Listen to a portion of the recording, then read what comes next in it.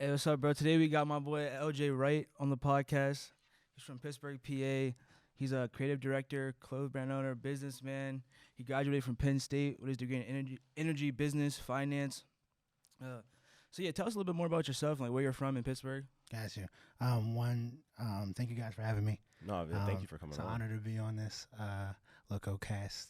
But yeah, I am a former professional dancer, a stylist, financial analyst, and currently a creative director of my own company, On the Clouds Clothing, LLC. As far as growing up in Pittsburgh, from Homewood, so not too far from here. Me too. You're from Homewood too? Yeah, I'm from Homewood too. Yeah, from Hermitage. Yeah. I never knew that. Yeah, I grew up right on Black Door Avenue. Yeah. So right by the Salvation Army down there. So yep. So yeah, tell us a little bit about like how you like when you started your clothing brand, like how you got started. Got you. So I started my clothing brand towards the end of like my high school career. I was going to Penn State, and I had no idea how college was going to turn out, how it was going to be, what I would be doing when I got up there. First time away from my parents, of course. So once I got up there, it was fun. Made friends with a lot of people. Was doing well in my classes, but money was a thing that I just didn't have. Of course, I had the meal plan so I can eat. Yeah. But as far as Meal going plan. out and buying things and doing things that I wanted to do, I didn't have a job, so I was just kind of at the heel of my parents at the moment. So, what I had started doing was I wanted to make a brand back then. That's when like websites were just like just started selling streetwear. So like Karma Loop and like Pink Dolphins and Oh, yeah, I Crooks and remember. Castles, like that type of era. And I was like, I could do this. So I created my own brand right in my freshman dorm room in Pennypacker. And when I got back to Pittsburgh during breaks, there's a place on the north side called Air. I don't know if it's still there, but it was just a art studio. Is it like screen printing? Yeah. My man's has a brand. Yeah. They still go to Air. Yeah. They get their screens burned there. So I used to go there, and I would just buy like tanks and T-shirts from Gabriel Brothers for like $2, Fruit of the Looms, and then I would go with my designs and just screen print, 15, 20 T-shirts. Probably cost me $5 to make. I was selling for like $15, maybe $20, and then take it down the price when like I actually sell it. So I might say tank top is $20. And then somebody would want to buy it, and I would used to just drive to them, basically, open my trunk, give them the T-shirt, and when they would give me the $20 bill, I'll give them $5 back, just like as a discount, so that they'll either want something else or they'll buy something else from me because it was less than they thought it would be. So, and that kind of like went on for about a year or so, both up at Penn State and here. And I met like a lot of close friends through that, and I had a lot of supporters. But classes started getting too rigorous. I started joining different clubs, different organizations, so I had to kind of stop it. And then we revamped it in 2020. Okay. Yep. What I mean, you could do like a bunch of different things in college to make money. You could go like like a lot of people bartend or like pizza job or something like that. What made you want to like start a clothing brand? I had no desire to work with set hours at the time, just because I was still figuring out college. I didn't know how that would like fit into like my day to day. I also joined a dance group called Ram Squad up there, so I was in Ram Squad. I was in NSBE, National Society of Black Engineers. I was doing things with the Black Student Union. I was just engulfed in everything at the time. So there was no way someone was going to hire me for like 2 hours a day. Yeah. It just wasn't. It wasn't going to be possible. So that's why I ended up going that route. Later down the line, I did end up working at clothing places that kind of propelled like my knowledge of the clothing industry in order to help me get to like where I'm at today. Yeah. Yeah, talk a little bit more about like how you like worked someplace to like learn about your industry before. Yeah, like Like, how what it did you helped learn from working? Where, if you don't like, where did you? Yeah. So I worked at a place called Family Clothesline. It's one of the biggest collegiate stores in the nation for Penn State. And I started as a sales associate, just selling T-shirts on the floor. But I had a good relationship with the current owner right now. I was in Ramsquad and we used to do flash mobs during like Halloween. Oh, I remember the flash mob, like the Harlem Shakes and stuff like that. So we used to do flash mobs for them, and after like the first month of being a sales associate, I became an assistant buyer. So I was sitting in on meetings with Nike representatives, with Champion representatives, Under Armour, pretty much anything that went through that store. I kind of had a little bit of yes and no say to it. So that just let me know, one, what sells generally to the general public. Also, taught me a lot about branding, because you can have a plain T-shirt for $2, but if you put the Penn State logo on it, all of a sudden it's $45. So that taught me branding there, but also it gave me the kind of backbone to know that my ideas were valuable, because I would be sitting in meetings with 40-year-olds, 60-year-olds, 70-year-olds that were trying to figure out what the kids were wearing. And I was the youngest person in that room. I probably shouldn't even be in that room, but they would always look to me like, hey, what do you think about these designs? And I would be like, scrap this one, get this one, get that one. And then once those decisions started to sell, like it started to be like a hit, like, okay, Lamont designed this, Lamont brought this, and instead of this, they started to like need me for everything. So I was like going off site, going to these meetings, meeting with these execs, and it kind of transferred into, okay, if I'm making everybody else money, I can do this for myself, you know? I also had a second job at a place called Harper's.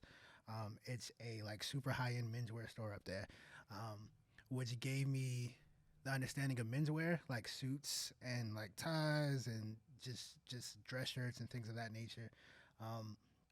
What goes with what sells. Same thing with them. I was just a sales associate there, but I was making calls for like bringing in turtlenecks. The owner said, "Oh, no one will ever want to wear a turtleneck. They don't want to mess up their head. They don't want it to go." And then I was like, "Listen, bring in 3 colored turtlenecks, just one like small amount of turtlenecks. If they don't sell, I will buy these myself." Within 1 week, we sold out of all the turtlenecks. And then he went turtleneck crazy and bought way too many. He got too many turtlenecks. He bought too many the next season. But for that job, it gave me insight to make connections. So I used to help Coach Franklin when he used to come in. I helped style Saquon Barkley when he would come in. I helped style, even when I came back to Pittsburgh, I helped style Splaying for the Steelers. And a bunch of other names, Pat Fryermuth. So that gave me kind of the professionalism to talk to people who were kind of in a celebrity role, but also make those connections to, push a brand and know not to be a fan when it comes to your expertise. Kind of, even though they may be seen as superior to society in this space, they're getting value from you. Yeah, you're the expert in this space. Exactly. You just so you gotta kind of use that understanding, because a lot of the times the owners sometimes would like be fanboys and fangirls of these people, and they wouldn't want to work with them, so. And that's what you talked about earlier. You're talking about like you felt like your value at Family's Clothesline, and then eventually like that transferred to you, like when you're working with higher level people, you knew your value, like you weren't like a fan of them. Right. Absolutely. And it becomes a push and a pull too, because I'm not good at trying to force people to wear my brand, which is kind of, it could be a crutch in some spaces, because you want to hustle, you want to get your brand out there. But I have the mentality that if you want to wear my brand, you'll let me know. Right. And then if you're in a space where I can give it to you for free, sure. If you're in a space where you want to buy it, sure. I never want to feel like I'm trying to like beg someone to wear my brand. I'd rather someone who wants it, who has no following, to wear it and like it, than for someone who has a following for me to kind of like give them the bag and say, please wear my stuff. Right. They get your little Instagram story there. It goes sits in their closet. Right. So you kind of got to balance that because there has to be a time where you do go reach out. Play your cards, Because at the end of the day, you're starting a small brand. So same with you guys. So like, even with your small brand, you want to be in those spaces. You want to be in those places where you can get your product out, but you don't want to force your product either. So there's a balance there. Yeah. So yeah, especially like talking on fashion. I was reading up. You said you were in the Pittsburgh City paper for top 3 fashion designer in 2021 and best streetwear designer. Can you tell us a little bit about that? Yeah, I mean that was amazing because technically I revamped my collection, my company in 2020. So I started it in like 2012, 2011, but I did nothing with it since then. So I got my LLC, revamped it professionally, made the site, etc. And it kind of just like took off for the amount of product that I was wearing because I'm blessed enough to sell out of most of my clothes, and that's an accolade that I wasn't expecting at all. It just showed that the people who are around, my supporters, because that is a public vote. It wasn't like there was a committee that voted for me, and there was over 600,000 votes that year. Wow. So that meant everything because that was one of the first awards from like a big institution that I got. So when you're on this journey to becoming better and becoming great, you need those small wins and small periods of value to keep you going. Because if you keep you're going to take L's when you start a business. Especially you're doing. Yeah. Especially when you're in fashion, you guys know, like you have to put up the money. You have to put up the money first. Yeah, you have to invest in yourself. And you're just looking at these products like, dag, if these don't sell, then I lost all this money. The money's gone. And I learned that from working in those places too, because we would get in all these big orders, like way bigger orders than I've ever seen with my company, and if they don't sell, then they go on sale, and then clearance. You maybe make your money back, or maybe taking it out. Yeah, right. You're not getting any ROI. So just those little periods of validation gives you the kind of boost that you need to say like, okay, like I can do this. Like I'm the #1 streetwear designer in Pittsburgh at the moment. Right. Yeah. That's kind of a big deal. Yeah. And now that's a big deal, especially take over your city first. And then now what can I do with that? Especially in a city like Pittsburgh, where we've talked to some of our other guests, like it's kind of hard to blow up here. Like, there's a lot of the culture is kind of toxic. Yes. Like whether in any form of art, whether that's fashion or music or visual art. Mm-hmm. Yeah, there's a big lack of collaboration. I speak about this all the time. I even said it on another podcast. It's the crabs in the barrel mentality. Everybody wants to be successful, but no one wants someone to be successful before them. Yeah. And several people have talked about it on your podcast, even like Wiz, when he was coming up, he talks about it here, how it was hard for him to come up because everybody else was trying to kind of pull him down. Come up before he comes up, yeah. And there's, with so much art going on in the city, there's room for all of us. Absolutely. And for example, you guys have a podcast and you have me on.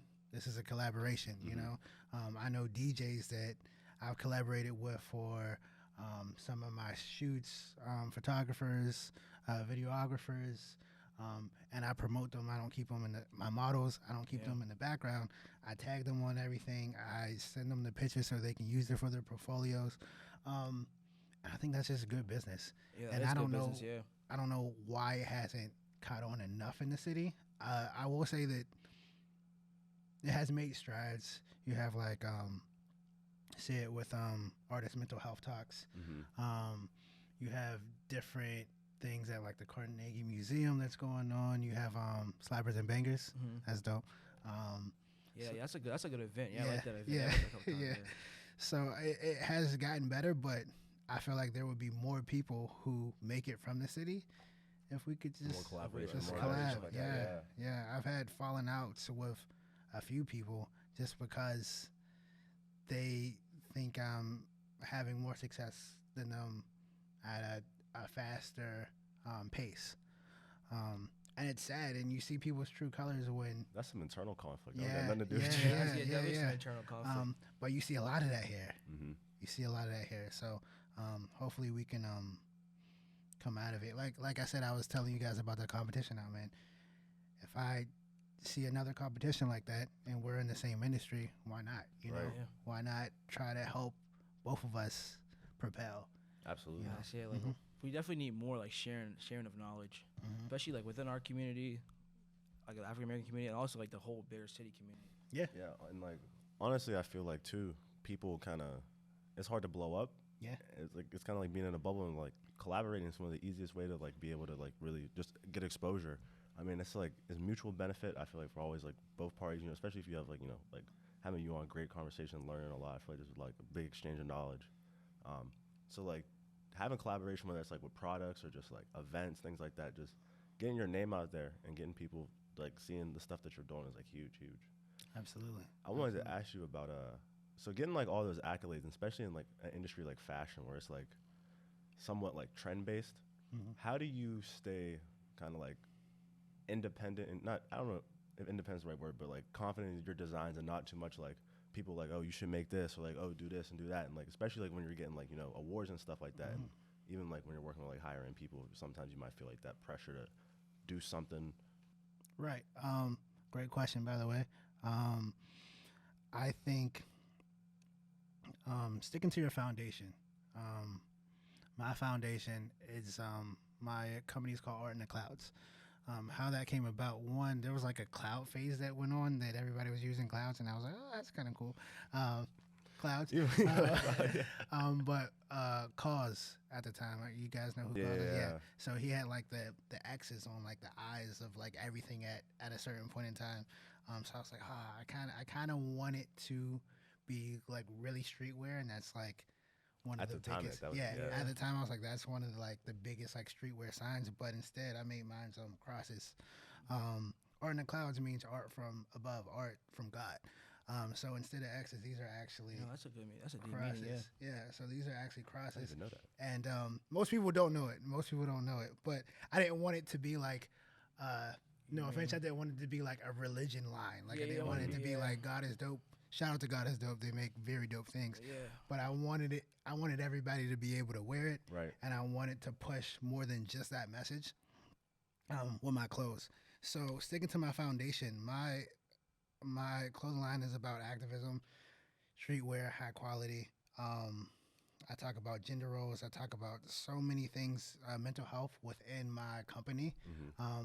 I think that I figure out what I want to say first. Figure out what I want to say, and then the design comes second. So I think sticking to your foundation, because I get DMs all the time, like, oh, you know, I wanted these shoes. They didn't have my size. I'm gonna need you to make that for the fall. I cannot make shoes right now. I have no idea. I have no idea. I'm like, that is way beyond. That is almost a different industry. Yeah, like people think you can just pick up a shoe and make a shoe. Not that clothes is sweet or anything like that, but like shoes is like a whole another. Like you have heads of designs for heads of menswear for companies, and then you have head of men's footwear. Like it's a totally different title. And people don't understand that, but stick to your guns. As far as being confident and not being trendy, it's a constant battle because you want to sell. You don't want to just make something that doesn't sell. Like we talked about earlier, you gotta get that ROI. But for me, I may put out 4 or 5 products each collection, but trust me, I've made 80 designs. I have a black book for every single collection that I've made. And it's full of just designs that just didn't make it. And I've always been like that. Even when I was screen printing that Air, I wasn't taking like 3 designs and just making them. I was making 30 at the time. And then picking the 3 that, 1, I was happy with, 2, got the message across, and 3, I knew would at least sell. Even if I wouldn't wear it, I was making it because I knew it would sell and my message would get out. Because at the end of the day, my goal was to get my message out. Right. Whether you like it or not, when you read the shirt, when you see the shirt, you're going to be impacted by it. So, and that's my goal. So sticking to your foundation. No, that's very that's kind of hard to do sometimes, and it's real important that you're like very like grounded in that too, and like the fact that because when you get caught up in trends, like whenever, let's say like the trends run out, or like for example, there's a trend going on, and like let's say it's aren't able, like, you don't have the capital for it or something like that. You got to have something else to like rely on. And like, can you kind of talk about we kind of talk about this a lot. Like clothing is something like it's oversaturated in a way, but also like people like how you get people to draw to like building a community and a brand beyond like clothing. Because like we talk about like you could buy a shirt anywhere, for example. People resonate with like a message, with like a community, a brand. It's like building that kind of. I think that you hit the nail on the head. I would say that the game is saturated for sure, and it didn't used to be like that. Yeah. But I feel like everybody has a clothing brand, or at one point had a clothing brand that they want to tell you about. I think how you. I don't know if you guys know who or what Pierre Moss is. I know Pierre Moss. Pierre Moss with Kirby. So I actually sent him a DM like out of nowhere. I was like, hey, man, what can you give like an advice? What advice can you give a young entrepreneur that's trying to get in the fashion industry a while back? And I was like, he's never going to like message me back, but I'll at least put it out there. And he like instantly messaged me back. And he said, be authentically you and tell your own story.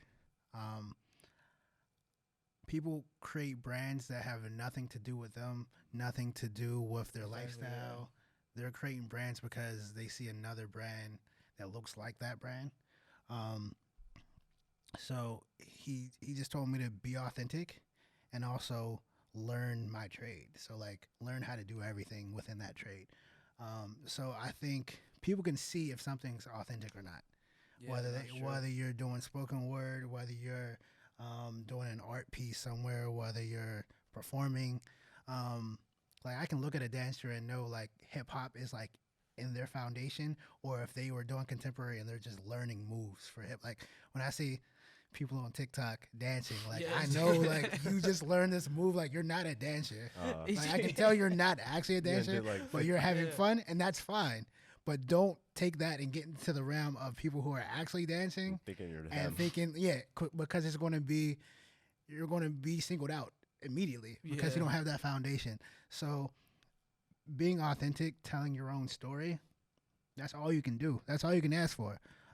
There's always going to be people who mess with it, and there's going to be people who don't.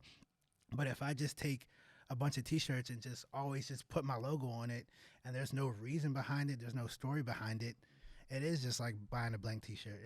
There has to be something that make you want to go towards that brand and support it. I talk about feminism. I talk about being African American. I talk about civil rights. I talk about mental health. I talk about the current state of fashion. I talk about art.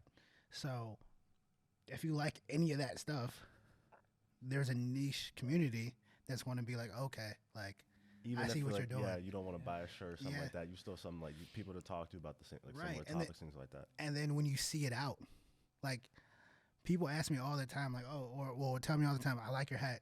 Oh, by the way, it's my brand. Here's a card, or here's this. Here's where you can purchase it at.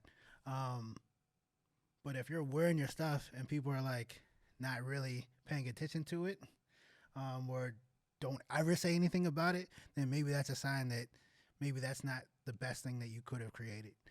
So I kind of test drive my stuff. I'll wear it out. I'll run it by my friends. And that's when you narrow down that 80 to 4 or 5. Mm-hmm. You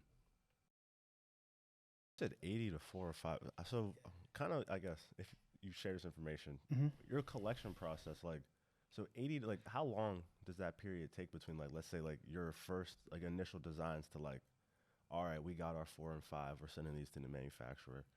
It's hard because I'm the head of everything, you know.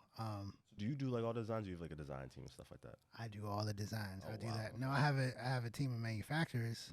I have a graphic designer that cleans up my designs. I have people that help me with styling from here and there. Of course, cinematographers, videographers, that type of stuff. But it's hard when you first start out, especially if you're ahead of almost everything, because the way my mind works is I can't be creative and focus on finance at the same time.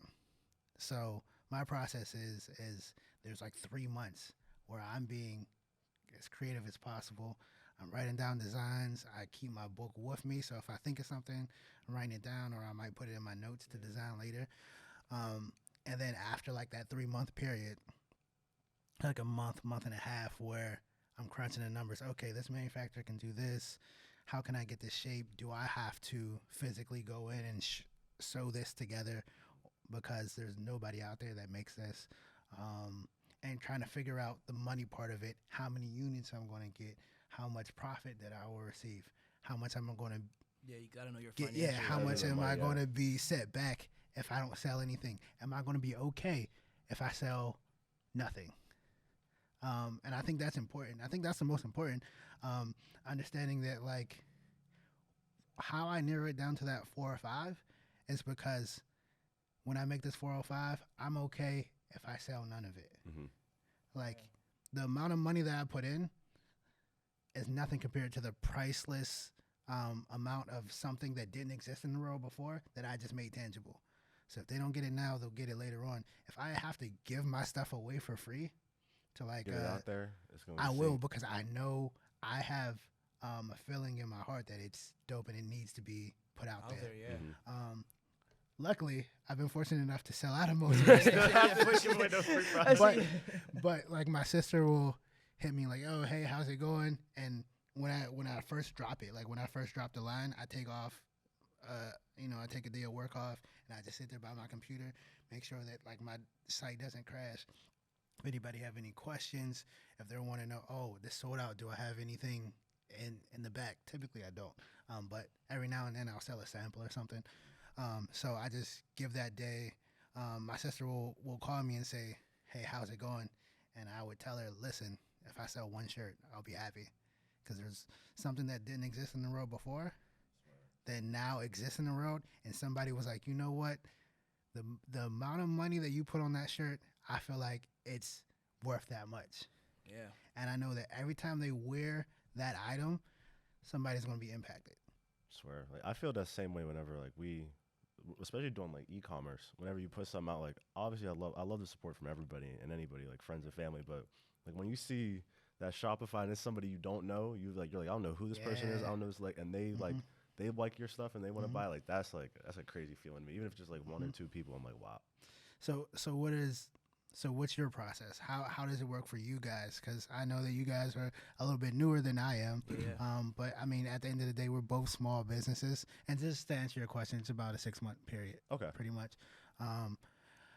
So I try to drop twice a year. A lot of times I'll just drop 1 time a year. Like, I'll literally spend a whole year doing everything for those 4 or 5 items. Right. And then I'll put in a production plan too. So my marketing plan, I do that myself too. And then I call up the people that I know will push my vision the way I need them to. And then I'll put out the product. But how is your process? So for us, I'd say, like, we took Loco. So in terms of, like, Local Life as a clothing brand, we turned a year old in August. So Congrats. yeah, thank you. Shout out to that. This summer was probably, like, where we really actually we attempted to, like, make a collection, like, really plan things out. What did we start the summer with? Was it the shorts? It was we did the shorts and we did Let me see. I'm gonna pull up the site actually. We started with the monogram shorts. Yeah, those are dope. I did see those. So, like, that process, for example, has started with I'm trying to think about what the inspiration behind that. I mean, we had known this kid actually when we had started selling shoes, and he would take, like, he would take, like, the LV monogram or, like, the Dior, like, and which I still to this day don't know how that's legal, but he would just take those and put them on shorts, and he would run his little TikTok ads or whatever and go crazy. So, like, these shorts actually originally, if I could get it closer, so they went through kind of like a little bit of a revamp. The clouds were a lot closer together and there were way more.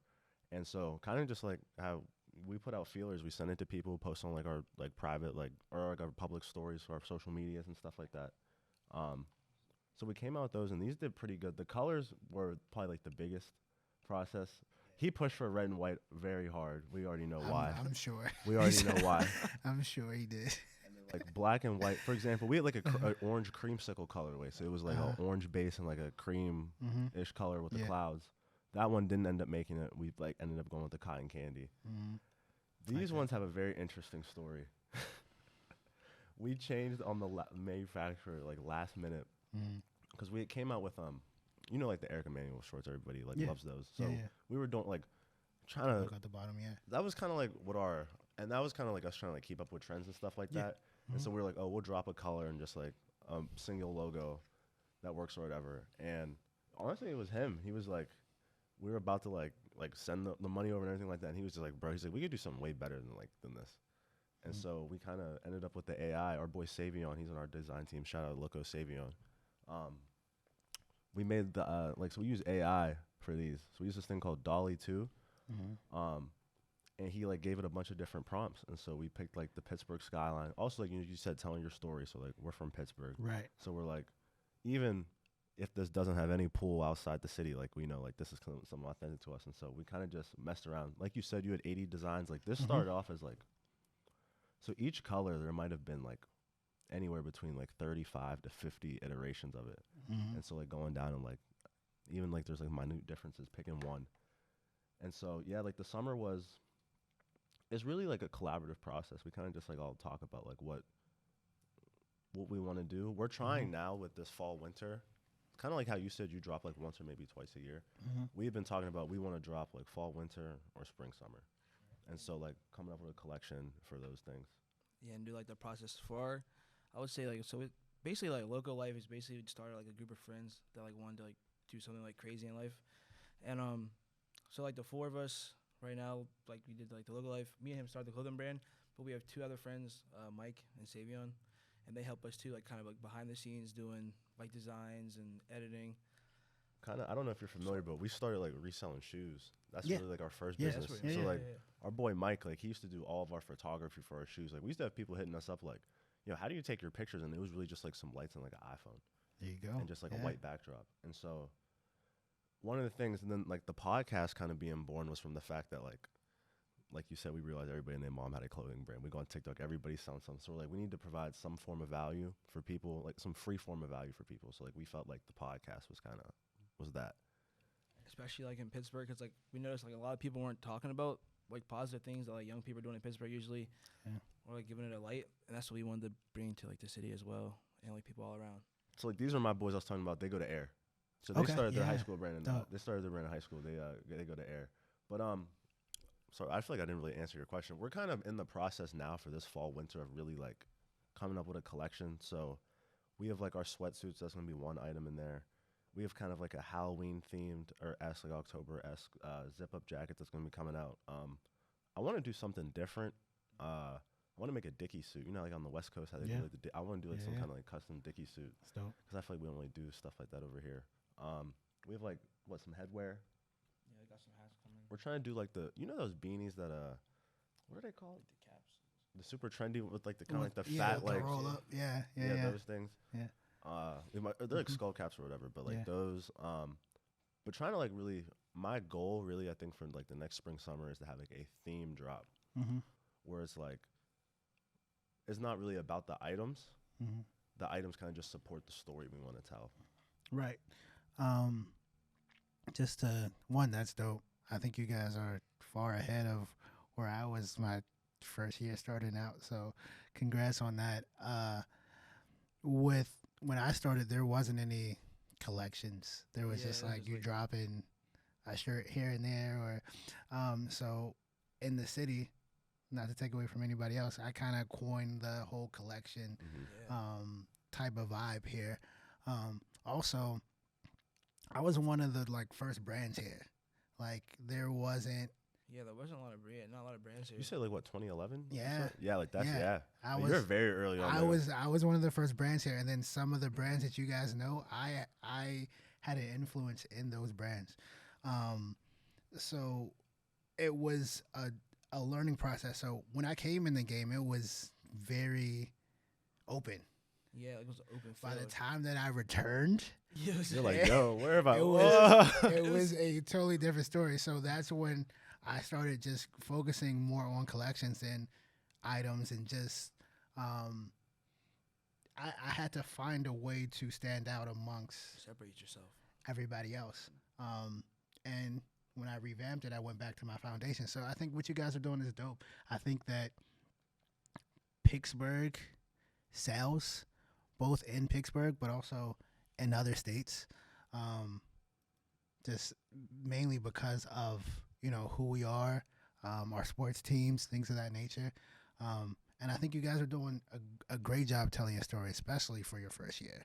You know, if I looked at your brand, I would say that you guys were in business for at least half a decade to a decade, because a lot of people don't have websites. A lot of people are still selling out the back of their cars. A lot of people are not thinking about collections or the product. A lot of people are just like, hey, this is a cool idea, and they don't really care about it. Yeah, it's just like You can tell people. Yeah, you could tell people who care about it and people who are just like doing it because like their man's just doing it. Right. You know, and that will come out both in the product, but also in like how you present your product. Exactly. Yep. And it's like that feeling of like we really love this stuff. You know, like we do like even like there was early on stages when we were making. No, well, to be honest, we're still not making any money, but like we do it just because like we love it and just like creating and seeing like other people wanting to like your stuff, and it's honestly taught us a lot. Like I didn't know anything. Like our very first hoodie we made, oh my, I'm kind of ashamed to admit how long this took me to make, but like this was like the first thing I ever made on Photoshop, and it took I never had touched Photoshop like a day in my life. So I was just like in the trenches. Right. Like it's not as easy as I think people also like. There's a lot of brands that pop up. There's not a lot of brands that stay. Yes. Like you were saying. 100%. Because they don't actually care.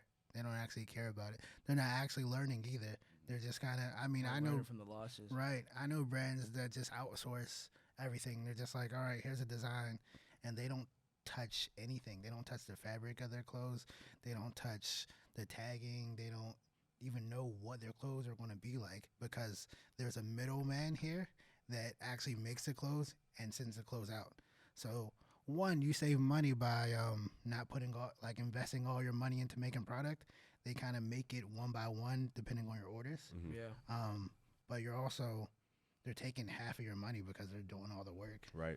And you don't know what product you're giving out. It could be trash product. It's not as fine tuned as it should be for your own brand. Yeah, like I'm kind of like I don't know. I'm into fashion or whatever. I don't know. That probably sounds, but like I'm super particular, like you said, like, about like the clothes, even like stuff I buy from other brands. I'm like, oh, like there's like some really cool brands that have like a lot of hype online, and I buy a product from them, and I'm like, wow, like your QC is not very good, right? Or like how did this happen? It's like very like basic things, just because like I think it's good that you say that. You should say it with confidence. Yeah, like if you're into fashion, you're into fashion. Yeah. That's fine. I feel like everybody says they're into fashion, but like now I know that's you what I'm mean saying. it. But like for me, I would say like it kind of started like I remember like when everybody's wearing basketball shoes for like fashion. Yeah. Or like that was like people would get fits off wearing hoop shoes. Like I still remember the KD6 peanut butter jellies. I wanted that shoe so bad. Oh my goodness. I remember those. I wanted that shoe so bad, but like I've never been good at like. I can never like make music or anything. I can't draw or anything like that. So fashion was kind of like my like art outlet, even though because I feel like my creation it needs fine tuned to say the least. I think that's important when you're trying to go to another level. You have to pay attention to detail, because if not, then what separates your shirt from the next person's shirt? You know? You gotta have that separation. Yeah, absolutely. But no, I mean, I think you guys are doing. You know, you're doing great right now, and I can't wait to see like what you're going to be doing in the future. Yeah, and also like I know like what separates you a little bit, like just like knowing you and like doing some research, is that like your passion for fashion has come from music. So can you talk a little bit more about that? Yeah, and, like the stages that you share. And like the hip hop. Yeah, sorry, I wanted to get back to that too. Yeah, absolutely, and just to piggyback on what you said before about you're not making money. I tell my customers and my friends, my family, if you don't like my product, don't buy it. I flat out tell them, if you're buying my product based off of just supporting me, don't, because I'd rather somebody else buy it and actually want to wear it and actually want it. So, and it's hard because I'm the same way with my friends who have brands. Like if I think your quality is not good, then like I don't feel like I'm obligated to buy. Like if I know that you're not passionate about this and you put no thought into it, it's hard for me. Like I'll give you the money, but I won't even take your product. Right. Guys like, do something for something I actually want. Yeah. I'm supporting you. Yeah. And go do better. Yeah. So that's hard for me. But to tie back into your actual question, I think music played a big part in my life. It plays a big part in a lot of people's lives just that are from these type of areas, I'm sure. Growing up, big Michael Jackson fan. Favorite song was Smooth Criminal. I would see him in the Suits. You talk about Usher, you talk about Genuine, you talk about like these R&B dancers who had like the dopest fits on, getting like the baddest girls. Mm-hmm. I wanted to, one, learn how to dance like them, but also I wanted to kind of embody the branding of what they were. Yep. So I got heavy into dancing, high school. There used to be a group called Naka Entertainment here. It was like the kids group for hip hop and contemporary too. And that opened up a lot of doors for me. It also gave me a lot of qualities that tie back into my business now. So when I went up to Penn State, I was able to do openings for like a bunch of artists like Dej Loaf, Childish Gambino, Fabulous. I performed on Beaver Stadium's field for multiple football games. And having the understanding of performance and marketing yourself and making those connections with those people kind of pushed me into understanding the business aspect of having a brand. So before I had this brand, I was branding myself. Mm-hmm. You know, if anybody needed an opener or somebody to perform up at State, they came to me first. Yeah. So having that knowledge, and also I used to shoot my own dance videos. So I used to like place the camera somewhere, do the full dance, and then pick the camera up, place it somewhere else, do the full dance, and then take that camera back to the lab, get on Final Cut Pro, edit my own. So I used to do all that, and that kind of dials me back into like my clothing brand. When I do those videos, I know how I want things shot. I understand film. I understand how I need it to look. I understand music videos. The last video I shot was very much like a 90s Puff Daddy music video. And when I talked to my cinematographer, I was like, I need these 5 shots. I need you to get on this ladder. I need you to shoot downwards. I need you to do this. Everything else, do whatever you want with it, because you're the expert in this field. I just need these shots so that I can get my like story across. So I think dance opened up the door to me meeting these, people in higher positions, understanding how to interact with them. So when I was interacting at those clothing shops, I knew how to approach people. And also, you want to look good when you're performing. You don't want to be you don't want to be bummy. So that's part of branding too. Just kind of like putting the right things together, and also understanding the performance of those things. So like, I used to dance in jeans, and I used to rip a hole in a lot of my jeans. But then I found a certain type of jean with stretch fabric, and I was like, okay. So when I'm creating things for function, I understand like, okay, this may look cool, but I need some more elastic on this band, or I need this or that. So that kind of pushed me into understanding more about the fashion industry and how to kind of cultivate my brand. Does that make sense? Yeah. Did I answer your question? No. I know that was really long. No. That makes sense. Okay. That makes sense, Yeah. Who's some of the like you kind of touched on like some of the designers and stuff that got you into like in high school, but who are you messing with now, like whether that's like local or even just like big stuff? Got you. I think on the bigger scale, Jerry Lorenzo, he does the essentials. Anything that you see that says essentials on it, that's him. Also Fear of God. So it's crazy like how big he is. There are people I know that didn't even know about Fear of God. They thought essentials was like its own its own entity. Like I was like, that's wild. And he got to start when he was 37. He was mad old by the time he like blew up. But yeah, Jerry Lorenzo, Salehi Abram. We talked about Salehi. Salehi got to start out working at Payless. So Shout out Payless, man. Yeah, They used to keep me yeah. laced as a kid. absolutely, and but that goes into like the type of designs that he does now, because when he worked at Payless, he was able to design not just sneakers, but like a woman's heel or like a kid's shoe and things of that nature. So Salehi's big as far as like structure and his road to where he's at now was unlike anybody else I ever heard. I don't know if you guys know who James Whitner is. Yeah. Yeah, Pittsburgh bred from Yeah. Pittsburgh. He does like social status. Yeah, social status. That's crazy. He's like the Yeah, on him on year, he does that. See, like, I love. Sorry, real quick. yeah, Like their storytelling stuff at their drops. Like I love Yeah, that stuff. Like it's yeah. not even like the products be fly. Right. They don't even be about the products half the time. It's huge, deep too, deep. So James, especially being from here, of course you got your Pharrells, you got your Virgils. I mean, I think that goes without saying. I feel like I'm missing. Some people, but I think those people. One, I feel like I haven't named any women, and I know I'm inspired by. You know Martine Rose? Yes, She's dope. I she's mess with her. dope. Melody, she's very dope. She designs jewelry, but also has her own like sneaker with Jordan. What's the girl's name? Alicia May? Alehi May. yeah, she had that's where I was going next. She's dope. She's a dope stylist. But I think those are like my biggest influences. If I were to kind of pinpoint who's doing what in the industry, those are. And you can add in like Kim Jones and certain people, Delatona, Versace. But yeah, those are the main focuses. Especially like, so like our audience is like, kind of like, I guess a younger audience you would say, like 20 to like 30. Yeah. So what advice would you give, especially like if you're in college, like how would you be like creative, and like do what you want to do?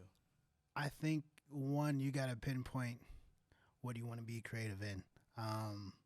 College is really nice because it allows you to try everything. So if you're unsure if you want to do spoken word, there's a club for spoken word where you can figure out if you want to do it. If you're unsure if you want to do dance, you can figure out a dance club. I would say you have to, even now, you just have to want to do it. If you have the passion for it, if this is something that you would do, even if you didn't have a business, then that's what you should be doing. Absolutely. If this is something that, I was telling you off camera that this is like a curse. Like when I see people, I'm not judging them, but I'm looking at their outfit. I'm saying, oh, that's good. That's a nice touch. That's here. Or if I'm watching an old movie, I'm like, this is a good movie, but that vest that dude had on, excellent. So it's something that I'm always going to do. It's something that keeps me up at night. It's something that if I didn't have a company, I wouldn't be able to turn off. So if that is you, then focus on that, because nothing else is going to fulfill that void other than like God, of course. Yeah. But he's probably put you here to do that thing that you can't live without doing. Right. Whether that's acting, whether that's rapping, whether that's because the rap industry is saturated just as much as the clothing industry right now. Mm-hmm. Shout out Slicky Williams. That's my guy. He's from Pittsburgh. He does this thing with the rap game. But I would say that if you're passionate about it, figure it out. Do it. Find it. You're going to do it anyway, so you might as well figure out how to do it and live off of it. Absolutely that. Like, I kind of always say, like, because I'm young. I got a regular job outside of this. I wish I could do clothing full time, but hopefully soon. Not there yet. Using your 9 to 5 to propel your 5 to whenever, and eventually, hopefully, your 5 to whenever can replace your 9 to 5. 100%. And kind of also speaking on that, can you talk about how do you balance like working regular, like having a job, and also like having a brand? Because like it's hard. But I never wanted to be. I knew that I could never be that starving artist. I knew that I can't just drop everything, move to LA, sleep on somebody's couch, and be like, I'll figure it out. I can't do it. And I commend people who can. I'm not saying that that's not a way to do it, because there's so many great people that came up that way. But it's hard because when my goal is to help people in this life. So whether that be volunteering, whether that be at my job, whether that be making clothes that make a difference. I'm lucky enough to have a job where I help people in a different way. I help people with their finances, help people who have lost money, regain that money, tens of thousands of dollars, sometimes millions. I get that back for them. They might have given their information away. Something might have happened where it's their fault, and I still get it back for them. So I think that fulfills just a part of me that needs to be fulfilled every day. But it's difficult because when I'm at work, I am at work. Like, everything is there. I don't think about anything else while I'm at work except for what else I need to get done. And then as soon as I get off work, everything hits me. Every single thing hits me. And that's why I stay up at night until 2 a.m. because I haven't had time to think about any designs, haven't had time to think about art in the clouds, haven't had time to think about my relationship. I haven't had time to think about my parents or my sister or anything like that. So I have to find a way to add all that in. And if that's something that you can do, then do it until your 9 to 5 is done, and you can make that 5 to 9 your full income. Right. Because that 9 to 5 fuels that 5 to 9. Exactly. I can't Absolutely. buy clothes. Yeah. I can't buy clothes and create clothes without having that 9 to 5, at least for right now. But you want to make sure that that 9 to 5 is something that's fulfilling for you too. Because if not, you're going to hate your 9 to 5. You can't wait until you get off from your 5 to 9, and it's going to be like that every single day. Mm-hmm. And you're not going to be able to create the way you want to create because your mind is fogged for half the day. No, absolutely. We find it just like it's kind of early stage. What are we, like? It'll be 4 weeks on Monday, and it is kind of hard because you're at work, right? Yeah. It's like you're thinking about yeah. I need to, or like you'll have especially when you have a team, and people be hitting you about stuff, and I'm like, oh man, I can't focus on this right now. I got this meeting or whatever the case might be. But kind of real quick, any stuff in Pittsburgh you want to shout out? What's your favorite place to eat, man? What's going on in the city that's you're messing with right now? Got you. So many things going on. I shouted out Artist Mental Health already. That's a very dope organization. They're doing dope things. I said Slappers and Bangers. DJ Femi is doing great. DJ T-Mac. T-Mac is doing great things. I know him from here, but also he was one of the first supporters of Art in the Clouds. He DJs at Eon and does so many other things in the city. House of Soul Catering. My bro Mikey Smooth Bands. He does this thing with the food down there. Grandma B's on the hill. That's dope. All my dancing people, Antoine, Justin, Egypt, Keela, all you guys who own Level Up Mario. I don't know if you guys know what Level Up Studios is. I've seen it. I'm pretty sure. But they do dance programs. They also did martial arts programs, and they're really in tune with the community. They do their own festival every year here. So certain things like that, people who are carrying the art world, Kat, Brady, what else? Musical theater is actually really decent here. So It's underestimated here. yeah. We gotta tell you once we're done. We gotta tell you about the spot that they have over here, kind of for sure performing. My girl Shakira, she's an actress. She kills it not only for her roles, but she also does acting for American Eagle, which is super dope because their headquarters is here. But yeah, I mean, I can go on and on with the stuff that is happening in the city. I think it's just hard to try to get everybody in the same room. Yeah, I think that's what we're lacking. Everyone acts like a lot of stuff isn't happening in the city. You're just not attending. You're not looking for it. I think everything's so separate. Yeah. Everything's so separate. There's not all those businesses that I just named in other cities. There are forums where they all collide.